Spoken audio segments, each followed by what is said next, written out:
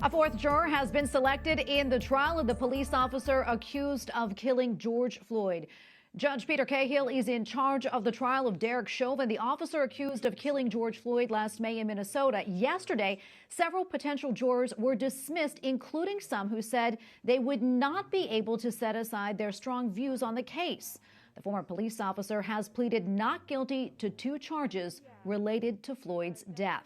Joining us now is Deacon Harold Burke-Sivers, co-host of EWTN's God's Blueprint for a Happy Life. Deacon Harold, welcome back. Always so great to see you. I know that you were following these developments like so many of us. Tell us, what role can the church and faith leaders play as this trial begins later this month? Well, first of all, I think what we have to do is continue to pray for the repose of the soul of George Floyd, and for Mr. Floyd's family, and for all the police officers and everyone involved in this case. They will definitely need our prayers. I think one thing that everybody wants to see is that justice is done in this case. As far as what we can do as leaders, Martin Luther King once said that that humanity has to evolve for all human conflict, a method that rejects aggression, revenge, and retaliation. So I think the church needs to step in and be that voice of reason in a very impassioned, a very volatile situation, that the church can be that sign of the peace that Jesus Christ came to bring, a peace beyond all understanding. And that starts with keeping calm and cool heads and allowing the justice system to do its work.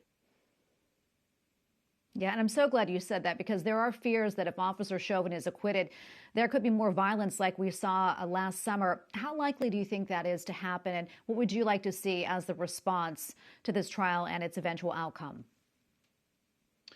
Well, I hope to see an atmosphere of peace, obviously, hoping that, that love in the end prevails, right? 1 John 4:16 says that God is love. And he who lives in love lives in God, and God lives in him. So I hope that understanding of God's love living and breathing and working and moving in us prevails over the emotion that may come as a result of this case. I know over the summer you said that we're all created to support equality and justice. That Catholics should not support the Black Lives Matter organization. Talk to us more about that, and why do you feel that way, and what sort of reaction did you receive from that statement?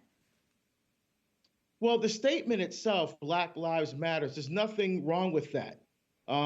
As far as it's a concept, a statement of truth, it's a good thing. But when you look at the national organization, that's a whole different story. Again, they may have taken, some things off of their website, but that doesn't change the underlying principle that, what they're saying, that they're guided by things like gender identity, gender expression. They're making space for transgender brothers and sisters.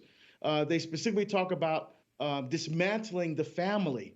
Dismantling the Western prescribed nuclear family, as they call it, to disrupt that.